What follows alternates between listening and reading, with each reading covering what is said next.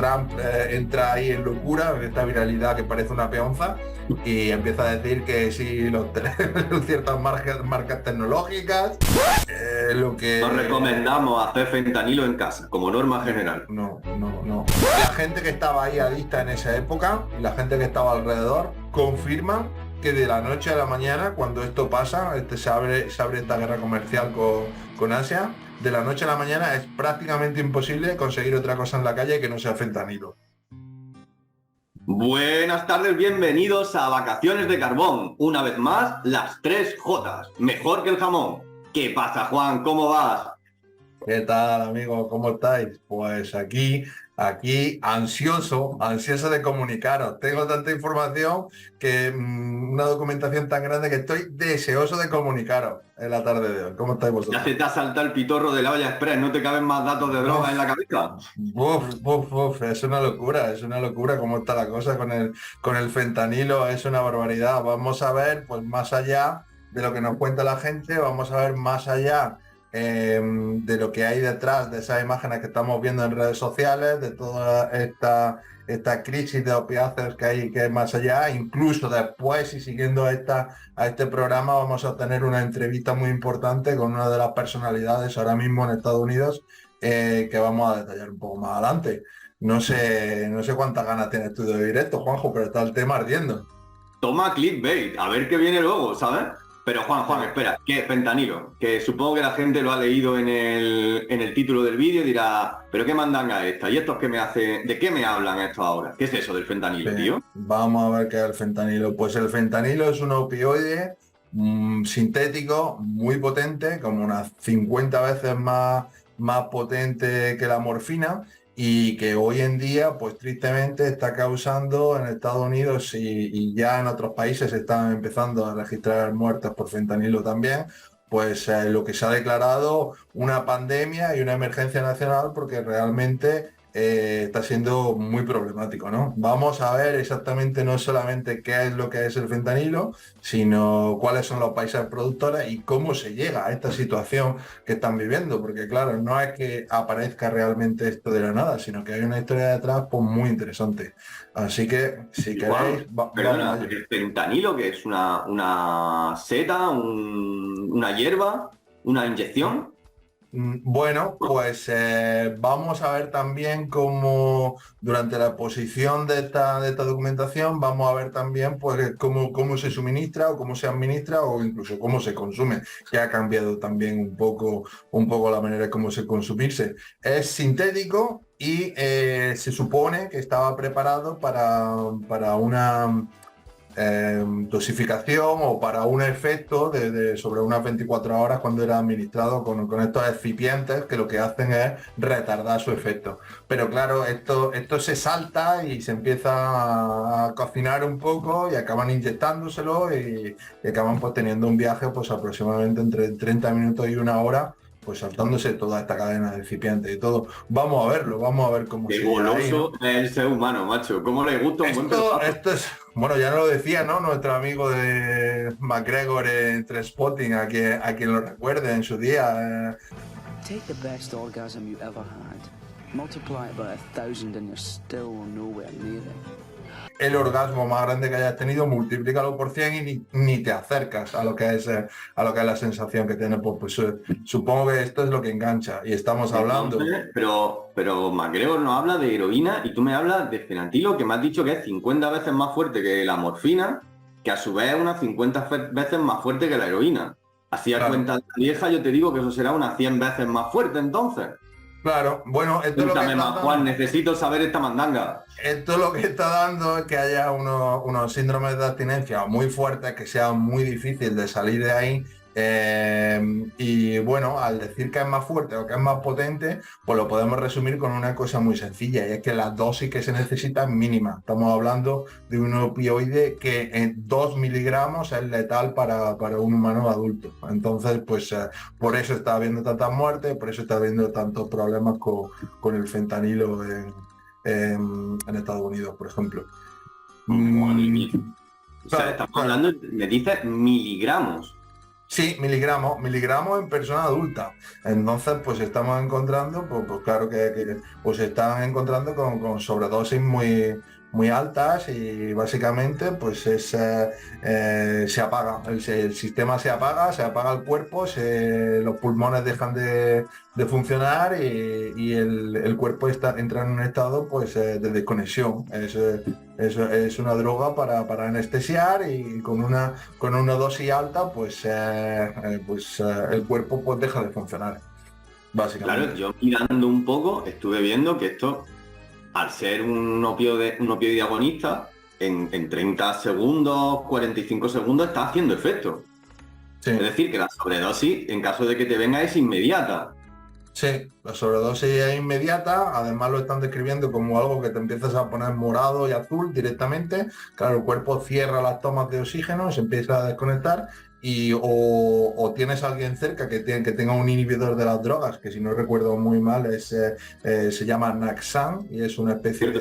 de Ventolin, pero como por administración nasal Total. y vamos, tienen varios minutos para actuar y si no, pues hasta luego. Por eso es todo lo que estamos viendo, de con una dosis está la persona enganchada al producto, con una dosis es posible que haya una muerte, todo esto, porque claro, es una sustancia tan sumamente potente que, pues fíjate lo que estamos diciendo, 2 miligramos, podéis hacer la comparativa con otra sustancia, lo que sea, pues nada, un poquito de granos de sal como comparativo a algo, un poquito y ya hasta luego.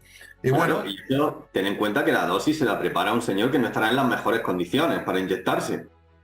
bueno, claro, evidentemente, sí, sí, sí, evidentemente, pero luego además con una dificultad añadida y es que en su presentación en sí, una vez que esta droga es procesada o está preparada para el consumo, tiene hasta 10 diferentes presentaciones, o sea, ¿No? en concentración, en color, en todo, por eso es tan Qué difícil cómodo. de. Sí, sí, por eso es tan difícil de identificar, por eso es tan difícil de perseguir por la policía, por eso está, porque tiene distintas tonalidades y distintas presentaciones en sí, ¿no? Entonces, pues, pero todo esto vamos a ir un poco más antes hasta llegar a cómo está el asunto hoy en día. Vamos a ver un poquito cómo se ha llegado hasta aquí, porque la historia da para muchísimo, da Pues para dámelo, muchísimo. dámelo, Juan. ¿Cuándo empezó esta mandanga? Bueno, pues vamos a ver cuándo empezó. Vamos a ver lo que hemos dicho muchas veces. Muchas veces hemos dicho, tendríamos que hacer un programa de drogas y guerras. O Sí, más sí, sí, bien, sí, se viene, se guerras, viene.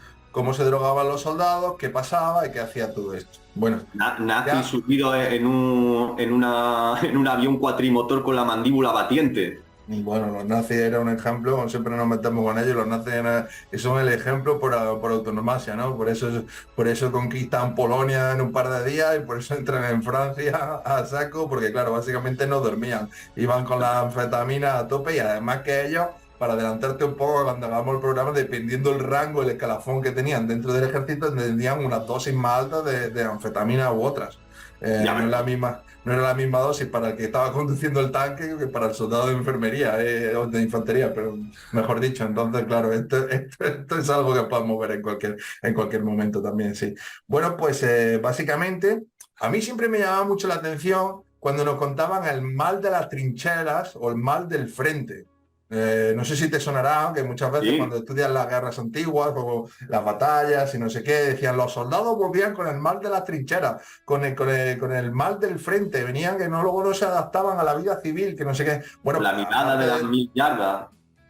aparte de todos los traumas psicológicos, de todas las cosas que hayan visto, de todo esto, lo que venían eran con unos monos de morfina increíbles, ¿vale? Entonces había algunos que habían perdido ya la cabeza, entonces evidentemente luego no se reincorporaban a la vida civil ni muchísimo menos, ahí se Quiero quedaban. volver a la guerra, mamá. Quiero volver a la guerra. De hecho, centrándonos en Estados Unidos y hablando de las diferentes oleadas de drogas que hay dentro del país, de Estados Unidos, se hace referencia como a la guerra civil estadounidense desde el 61 hasta el 65 como la primera oleada realmente que hacen las drogas, en este caso la morfina hace estragos y para la gente que sobrevive, para los soldados que sobreviven y todo, pues era lo que estamos diciendo, ese mal que traían de la trinchera o el mal del frente que le llamaban, pues ahí es Era, cuando pega ya. era el único anestésico que había, es que el cloroformo llegó después. Es decir, sí, da igual, Claro. para cualquier cosa te tenían que meter morfina y punto. Para lo que Caldo de sea. amapola para el señorito. Otra Además, cosa, no hay otra. Además que lo que decimos, no sabían si iban a llegar mañana, pues decían, bueno, pues dame de esto, pues estoy nervioso, pues tómate esto. Como lo que te dicen ahora, me duele la cabeza, bueno, pues tú tómate un poco de morfina, no pasa nada. Y aparte, pues se desconocía el tema de los efectos secundarios, se desconocía la adicción que daba y todo esto hasta bastante más tarde. Entonces, cuando se empieza a tener un poco conciencia del daño que está haciendo la morfina, es cuando en 1890, ni más ni menos, la industria Bayer, que supongo que la conocerás porque sigue ahí, no hace Bien otra cosa nada fresquita. más que comercializar la heroína, ¿vale? En 1890, que ya se obtiene si... que ya se obtiene... Dime. Bayer ayudó a los nazis. Seguimos. Claro. Que ya, a ver, y ojo al dato, que se obtiene sin receta médica. O sea, nosotros nos reímos mucho, pero desde 1890 que Bayer dice, señores, tenemos la heroína, porque esto no es tan malo como la morfina. Es más, no es tan sumamente malo ni nada, sino que lo puede usted obtener sin receta. Y durante 30 años se está obteniendo morfina en farmacias sin receta. Y te manda tu padre a comprarle la morfina a la farmacia. Niño, acércate a la farmacia, tráeme un paquete de tabaco y morfina, que tengo la espalda... Básicamente, sí, básicamente, y bueno, lo que dicen es que claro, que no, que evidentemente en menores de edad y todo, pues no se controla o no se sabía, evidentemente pues se usaría, los menores también lo usarían porque como anestésico, porque no se conocía y se pensaba que era mejor que la morfina, ¿no? Bueno, el desconocimiento u otras cosas, pero tan grave empieza a ser la cosa, tanto empiezan a ser los efectos secundarios o esta adicción que ya en 1920, entre 1920 y 1970, digamos que tenemos una pausa, ¿no? Es como, vamos a ver, señores, se nos ha ido de las manos totalmente, esto es una locura, y sale lo que se llama la ley Harrison. Con la ley Harrison se empieza un poquito o bastante a controlar que esto sea solamente de una manera arreglada o regulada para gente que realmente lo necesite y todo esto, y empieza un poco ahí, ¿no? Entonces, esto pues son vaivenes, claro. ¿Qué pasa?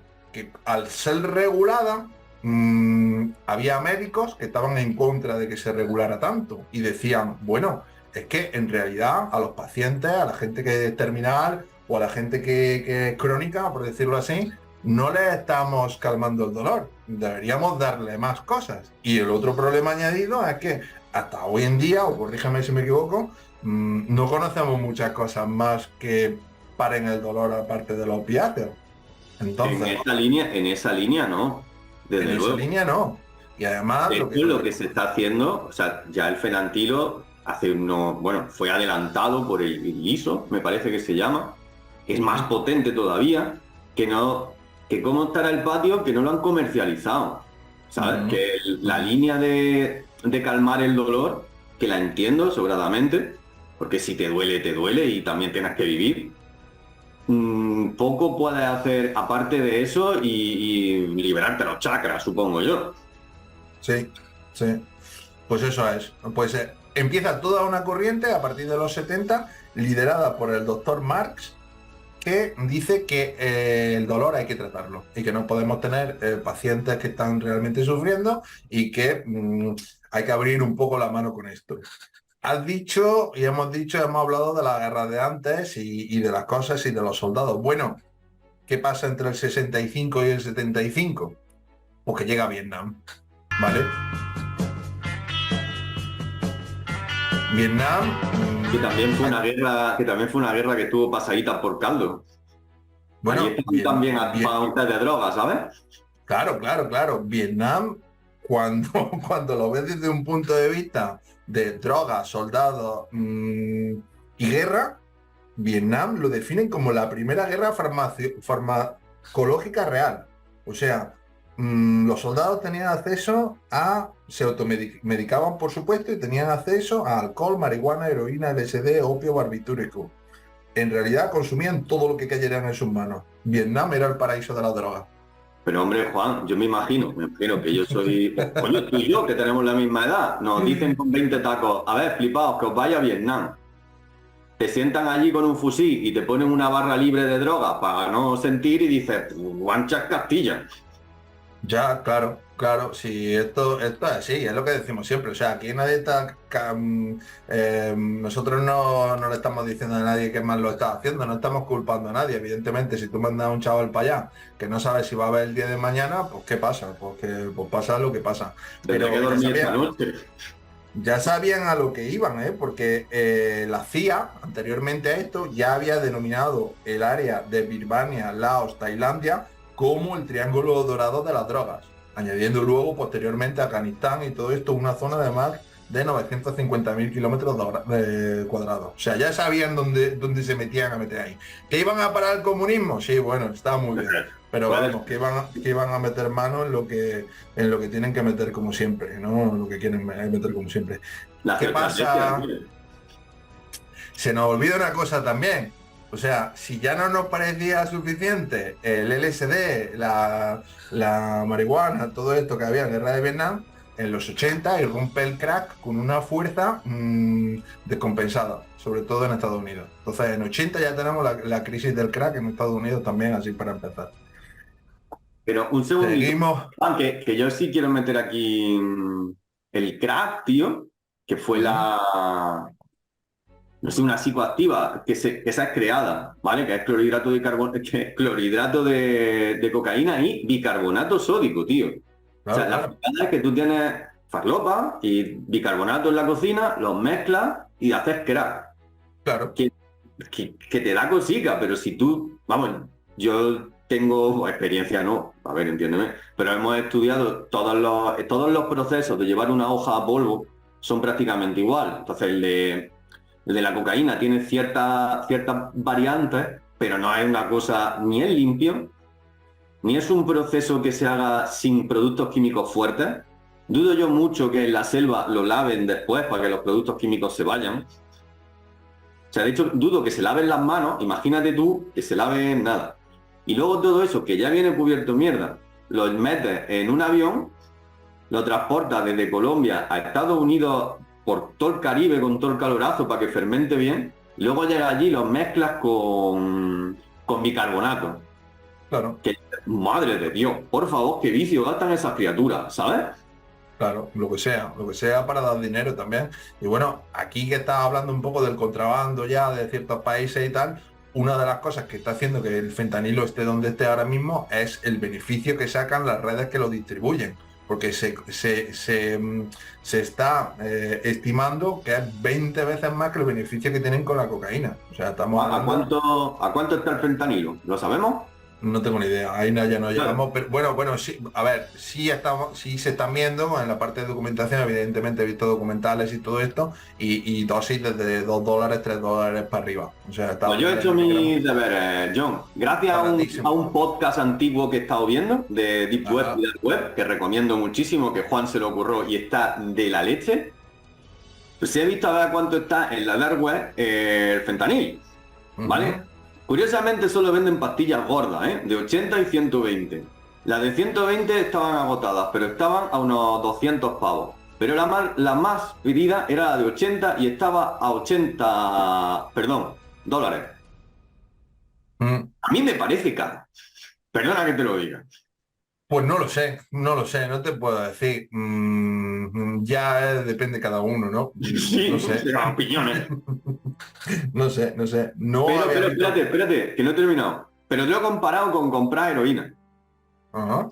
Que por lo visto también se puede. Os recomiendo muchísimo que veáis si podéis, iros al de Deep Web y Dark Web que vais a flipar. ¿Sabes cuánto cuesta una dosis de heroína? $5. Ah, bueno. Me sale mejor. Sí, bueno, más seguro puede ser, ¿no? Lo que estamos viendo. No, a lo mejor de una rula de esa de fentanil sacas tú 200 dosis, ¿sabes? Que es que no lo sé. Bueno, es que has dicho una de las cosas que hay, que es con los precios. Estás viendo que el fentanilo es más barato. ¿Qué está pasando? Por ende, que se están mezclando con otras drogas. Entonces tú lo mismo te crees que estás comprando heroína, estás preparando una dosis de heroína o lo que sea, y está contaminada con fentanilo, por lo cual lo que sería una dosis de heroína normal puede ser una dosis letal porque está contaminada con fentanilo. Ahora veremos por qué pasa esto, porque Dame, Juan, me llena en agua. Estamos viendo que es solamente por el dinero, pero hay un efecto en 2017 al cual vamos a llegar ahora mismo. En 1986 hay un evento muy importante, y es que la OMS, la Organización Mundial de la Salud, realmente reconoce como derecho el tratamiento del dolor para postcirugías y para cánceres o para enfermos crónicos. ¿Vale? Yo matizo aquí, aunque esto se va a alargar que te cagas, tras una grandísima campaña publicitaria que hicieron las farmacéuticas acerca de quitar el último estrago en el cuerpo, que es el dolor, los tratamientos, eso se lo curraron bien, ¿eh? Que hay que reconocer también cuando la gente, aunque sea la del mal, hace su trabajo bien, tío. Esto curiosamente coincide con el índice más alto de mortalidad en Europa y en otras partes del mundo por sobredosis de opiáceos. Si recordáis, los finales de los 80 y principios de los 90 eran básicamente los mismos zombies que estamos viendo en Estados Unidos, pero en Europa y en todo esto se veían realmente por la calle, cruzando la autovía andando a las zonas más desfavorecidas. Pues qué casualidad que coincide con esta cosa, muy curioso, ¿verdad? Aquí tenemos un par de datos más. Y es de nada más y nada menos que la Administración de Alimentos y Medicamentos, que ahora verás que te sonará, de Estados Unidos, que es la FDA. La FDA, la habréis visto, es como la asociación que un poco regula un poco qué es lo que hay. Esta asociación en su día, y hasta luego un poco más adelante, era simplemente algo que podía aconsejar, pero no podía limitar o no podía prohibir, ¿no? Entonces, Bueno, con el tiempo... Pero es gubernamental, o sea, aunque Sí, se llame, sí. es gubernamental, no pueden legislar, pero sí pertenecen al gobierno de Estados Unidos. Sí, pero hoy en día pueden prohibir un medicamento y antes no tenían tanto poder. Antes podían decir, ¿lo recomiendo o no lo recomiendo? ¿Es Creo que lo peligroso o no pueden, es peligroso? creo que, bueno, lo pueden vetar y luego analizar a ver si lo prohíben. Claro, claro. Que Bueno, claro, entonces, ¿qué pasaba? Que la FDA veía dinerillo por un lado de la farmacéutica, que no estoy diciendo nada nuevo, que luego nuestro amigo nos lo va a decir en la entrevista más adornadamente o con mucho más detalle. Pues claro, empiezan a decir, oye, en 1987 la morfina, bueno, pues la morfina oral tampoco está tan mala, ¿no? La apruebo, pues también se puede usar la morfina oral, ¿por qué no? En el 1990, no hacen ni nada más ni menos que aprobar el uso de fentanilo en los parches que hay, que ya está muriendo gente en Europa con los parches que son de una duración de 3 días. Pues claro, la gente en vez de ponerse un parche se pone varios y muere. pues hace un té, que lo he visto. A finales de los 90, esta corriente que estábamos viendo, que era un poco como compasión, que estaba diciendo que había que quitar el dolor, pues ¿qué pasa? Que empiezan a decir y se empieza a meter dentro de la medicina y sobre todo con los representantes que vendían luego los productos a los médicos, los visitadores, que empiezan a decir que bueno, que esto es un uso por compasión, que realmente cuando hay una persona, o si tú eres el doctor y tiene una persona y parece que es como un junkie, en realidad no está enganchado, está como que es un pseudo adicto, que tú le estás ayudando a superar sus dolores, y que si lo ves así, que lo único que tienes que hacer es aumentar la dosis, que no te lo pienses. ¿Sabes? Claro Que que pases no. de la de 20 a la de 40 a la de 80. Yo la de 120 no la conocía, pero lo mismo si está ya agotada será por algo, Juan. Lo importante es seguir hacia adelante. O sea, carrera hacia adelante y punto. Que es que parece que está enganchado. Dale el doble. En el 95, en 1995, y aquí es uno de los garrafones más gordos que hay, la FDA, otra vez la Administración de Alimentos y Medicamentos de Estados Unidos, aprueba el uso de fentanil, en concreto del Oxycontin, ¿vale? En 1995. Es donde Purdue Pharma ve su gran ocasión y dice, aquí vamos, que nos vamos a por todas. Esto cuando se analiza luego, más adelante, y lo verás, que básicamente lo describen como heroína en una pastilla, ¿vale? Ya te digo. Y junto con el Oxycontin está el Xanax y el Soma. A los 3 medicamentos, los adictos lo llaman la Santa Trinidad, para que te hagas una idea. O sea, tanto me vale una como tanto me vale otra. Las 3, cualquiera de las 3 me vale. Una cosilla, has comentado lo de Purdue Pharma, Sí. Que ya desde aquí aprovechamos para recomendar la serie Dopestick, que nos ha encantado a todos. Un seriazo brutal que cuenta esto de una forma más localizada, en una zona concreta, en los Apalaches, y es chulísimo. De verdad, es una flipada. De hecho, la familia Stalker, Sackler, perdón, la familia Sackler, que pasó de ser uno de los apellidos más lustrosos de United States a ser ahora unos apestados en todos lados. De hecho, no les dejaron ni siquiera llegar a la bancarrota, pero a esa gente es que no la han dejado todavía ni cerrar. O sea, imagínate el cipote que no montaron. Claro, porque un poco más adelante se empiezan a meterle demandas por lo que estaban haciendo, y cuando en 2007 pierde las demandas, claro, son sancionadas con unos pagos millonarios a afectados y a un montón de gente. Y su primer pensamiento es, bueno, nos declaramos en bancarrota. Bueno, no es tan claro, o no es tan fácil para vosotros declararos en bancarrota. No, hijos míos, no. Claro, esto es como todo. No sé cuál es la situación actual de Purdue Pharma. Creo que no está activa, pero esto es lo de siempre. Cierras una fábrica y abres otra. Hombre, ya entiendo yo que sí. Pero tengo actualización a 5 de septiembre del 23. No va mal. Ajá. El Tribunal Supremo de Estados Unidos ha suspendido este jueves el acuerdo con la familia Sackler, propietaria de Purdue Pharma, el fabricante de analgésicos que se le atribuye una buena parte de la epidemia de opioides que sufre el país, a la espera de una revisión instada por el gobierno federal. Así que todavía no han cerrado. Pues ahí está, pues muy bien. En el 1998, la misma agencia, la FDA, aprueba el uso de fentanilo por la mucosa también. O sea, ya en España. ¿Por qué no? ¿Por qué no? Sí, no parte. ¿En supositorio lo han hecho? Esto es lo que hace que realmente luego tengan estos casos legales que han perdido, porque lo que hacen es decir, bueno, la FDA estaba diciendo que esto no era ni siquiera adictivo, porque eso es lo que ponían ellos, que realmente era tan adictivo como cualquier otro medicamento que te podían tomar. Bueno, pues eso no era así. No es así tanto que aquí hay un dato que es rompedor. O sea, el 75%, estamos diciendo 3 de cada 4 usuarios de heroína han tenido su primer contacto por receta en Estados Unidos. Llámame suspicaz, pero algo huele. Ni más ni menos, ¿vale? Entonces, bueno, ya un poquito más después, a partir del año 2000, pues cuando se empieza a ver que esto es un problema, se intenta empezar a concienciar, se empieza a intentar a educar, pero aquí hay un interés económico muy grande. Tú has recomendado alguna serie, yo voy a recomendar El Farmacéutico, que es una serie que está en concreto en Netflix, son 4 capítulos y es conmensurable, una cosa increíble. Son 4 capítulos, el segundo es un poquito más arduo de ver, pero vamos, el primero, el tercero y el cuarto son apoteósicos. Entonces explica realmente qué es lo que pasa, explica que se crean estas fábricas o estas oficinas para controlar el dolor, lo que podría ser hoy en España, por parecido, una unidad del dolor, por ejemplo, donde simplemente se dan fármacos para un poco controlar o paliar esas dolencias. Ahora creo que se llaman cuidados paliativos. Cuidados paliativos, claro.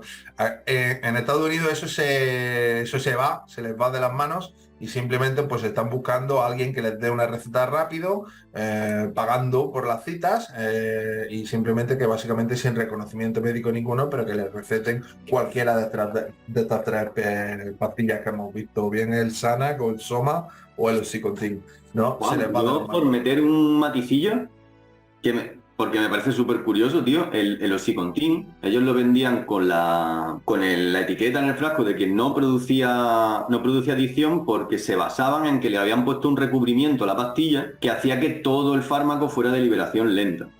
Entonces decían, no puedes ser adicto porque esto se libera muy poco a poco. Lo que pasa es que rápido se dieron cuenta los golosones que si la masticaban, pues daban más pelotazos. Y luego ya que el recubrimiento se podía quitar chupando. Y acababan quitando el recubrimiento. Y si hay una imagen muy guapa, que es de gente con el brazo, porque como tú bien comentabas, las pastillas eran de colores, según el gramaje. Entonces con el brazo, los yonkis tenían siempre líneas de colores de las pastillas para quitarle el recubrimiento. Que luego me has contado tú, bueno, te lo dejo que lo cuentes, que cambiaron la receta de la pastilla para que si la machacaba, al final no pudiera drogarte con ella, que se quedaba como un gel. Claro, tristemente en muchos casos también aquí ves y ves muchas entrevistas de gente que tuvo algún problema realmente en la época, algún accidente o alguna lesión, algún lo que sea, y realmente usaban o les recetaron esto para efecto paliativo y se engancharon, realmente. Entonces ya su vida acabó ahí, ¿no? Hay algunas entrevistas hoy en día en plan de que, bueno, pues ya luego han sido adictos y el que ha tenido la suerte de sobrevivir, pues ya, pero bueno, fue un punto de inflexión muy grande. Nuestro mismo invitado en la próxima entrevista, que es un señor teólogo y un autor que ha escrito 2 libros, en su primer libro confiesa que empezó un poco a poco a consumir Oxycontin porque tenía unos problemas dentales y no podía permitirse una operación hasta que ahorró un poco. Entonces, él mismo confiesa en su primer libro que había días que le dolía y se lo tomaba y había días que no le dolía y también se lo tomaba. Pero bueno, paró ahí. Ya ahora diremos un poco más, un poquito más adelante ya revelamos quién es.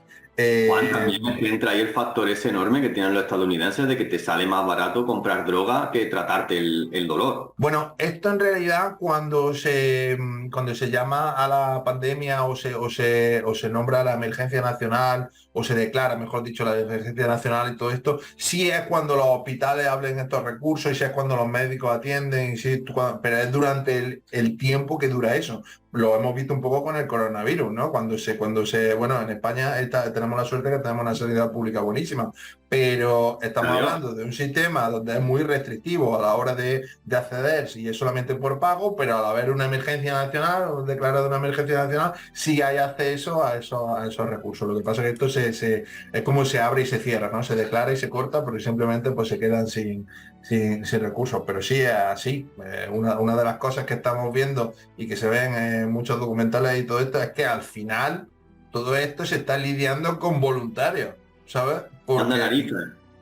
No hay realmente, y esta sanidad pública o tienes algún seguro médico o estás trabajando o tienes dinero para pagarlo o no entras, esta sanidad en Estados Unidos pues no tiene otra forma de acceder a ella, ¿no? 2007, cuando realmente se dice y se sentencia a la farmacéutica, a Purdue Pharma, también a su vez la FDA o la Agencia de Alimentos y Administración y Drogas, la Administración y Drogas de Estados Unidos, empieza realmente a tener poder de veto en medicamentos, porque empiezan a surgir otras farmacéuticas y otros medicamentos para sustituir a todo esto, y el FDA, pues, por lo menos ahí sí tiene y puede cortar eso un poco de raíz, ¿vale?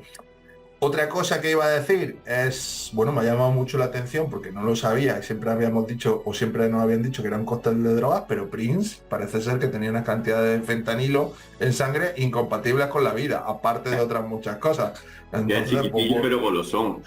Claro. Luego hay algunos artistas más como Little Peep, Julio, Tom Petty. Bueno, el que sí me suena aquí es el bajista de Slipknot en 2010, Paul Gray. ¿Qué me estás diciendo que Julio se ha muerto? ¿Quién? ¿Julio se ha muerto? ¿Qué dices? ¿Julio? ¿Quién dice Julio? Julio. Ah, Julio, sí. 2022, no. 28 de septiembre. Fallecido por sobredosis de fentanilo. Sí. Siempre se van los mejores y los más golosos.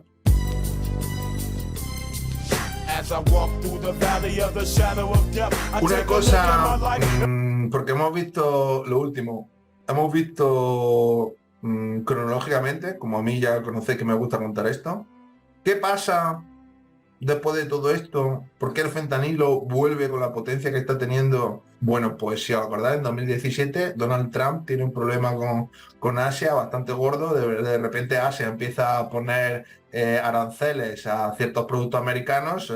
Trump entra ahí en locura, en esta viralidad que parece una peonza, y empieza a decir que si ciertas marcas tecnológicas, que no voy a nombrar, que si no sé qué, que si tal, que si cual. Bueno, pues declara una guerra comercial a Asia y esto a Asia no le sienta bien. Y bueno, cuando te documentas un poco, sí es verdad que, bueno, a ver, la gente que estaba ahí adicta en esa época y la gente que estaba alrededor confirman que de la noche a la mañana, cuando esto pasa, se abre esta guerra comercial con Asia, de la noche a la mañana es prácticamente imposible conseguir otra cosa en la calle que no sea fentanilo. O otras cosas como heroína, cocaína, lo que sea, con toquecitos de fentanilo. Entonces, puede ser porque sea un efecto lateral o un ataque de Asia a Estados Unidos. También es posible que sea porque se dejan de mandar ciertas materias primas o ciertas cosas, se dejan de importar o exportar en tantas cantidades y entonces es más difícil hacer ese contrabando. El caso es que estamos viendo que el 2017 y esta guerra comercial es algo, pues, básicamente donde hay una fecha en concreto que hace que el fentanilo vuelva a explotar. Y se está ya relacionando con cárteles que antes eran solamente de cocaína, o se están Ahí viendo que... yo tengo ahí también porque a mí una buena conspiración, ¿qué dices? Vamos a por ella. Pues dale. Loco, si tú quieres, imagínate que tú y yo decimos, mira, que ya estamos de lo de trabajar honradamente hasta las narices, nos vamos a dedicar al tráfico de sustancias.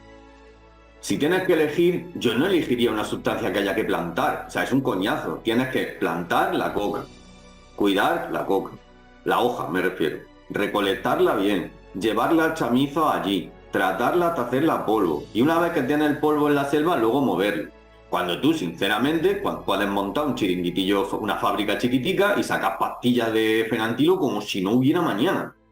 Además, según se ve, tampoco es tan complejo y tan historia, ¿sabes? Una vez que tú tengas la fórmula bien y un buen químico para copiarla. Y lo bueno que tienen los chinos, tío, es que no tienen un escrúpulo a la hora de copiar, tío. Ahí están fortísimos.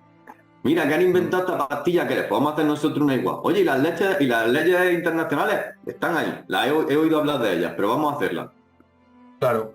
Hemos oído muchas veces el tema de que hay barrios en Canadá, el tema de que ha llegado solamente por tráfico marítimo a Estados Unidos, las zonas portuarias, todo esto. Claro, esto es un poco el principio, pero luego, como bien dices, pues se están mandando las materias primas o los productos o los ingredientes y se está cocinando más cerca de las fronteras y se está pues simplemente invadiendo con todo. Esperemos, es lo que digo siempre, es lo que deseo también luego en la entrevista con nuestro amigo, que esto no llegue tanto a Europa. Si es verdad que ya vi el otro día una noticia en un periódico de tirada nacional que había un par de muertos en Madrid por fentanilo. En República Checa ya hace poco un par de mujeres por aquí con los parches de fentanilo, tal, pues bueno, esperemos que no tenga por lo menos la repercusión que está teniendo en Estados Unidos y que se controle un poco más de otra manera. Vamos a ver. Aquí en España, vamos, no sé en República Checa, aquí en España se receta el fentanilo, no es una cosa ajena. Claro, también el control que hay aquí sobre la receta, aquí existe la receta electrónica, o sea, de hecho solo hay receta electrónica. Claro. No sé, si tú sacas ya está, es que no hay vuelta de hoja, saben lo que estás tomando perfectamente. La única manera de conseguir otro tipo de rulas de estas, o las robas o las fabricas. No te queda más.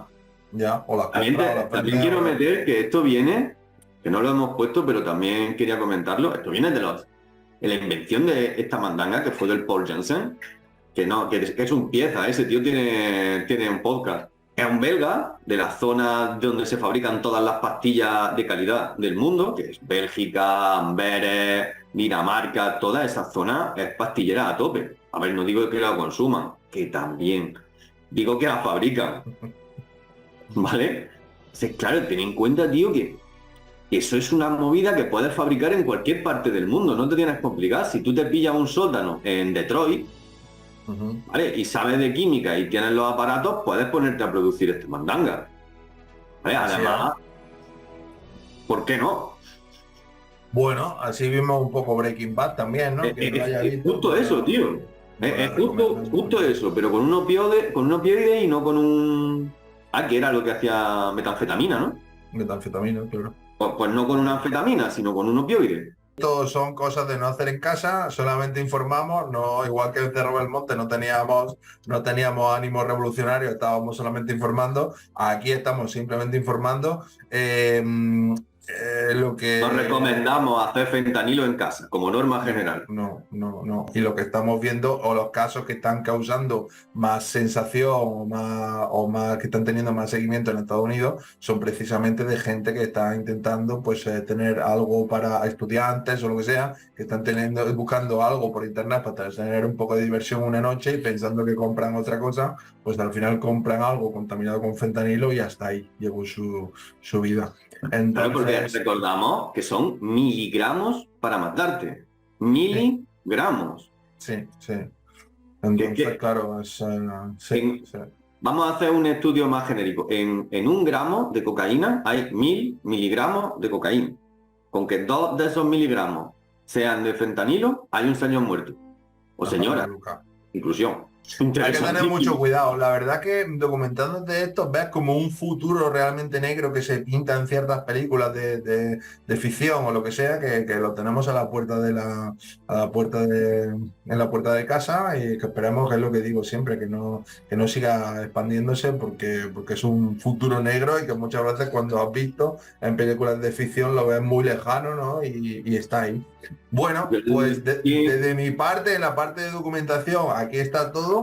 Deciros que hemos ido más allá y nos hemos ido al centro de lo que está siendo la crisis en Estados Unidos. De hecho, cuando se declara la pandemia nacional en Estados Unidos, se declara en Ohio, en concreto en Portsmouth, que es una zona que luego seguramente Juanjo nos ilustrará con un pequeño mapa entre Filadelfia, Chicago y una zona también portuaria, aunque sea de interior, pero en un triángulo muy complejo.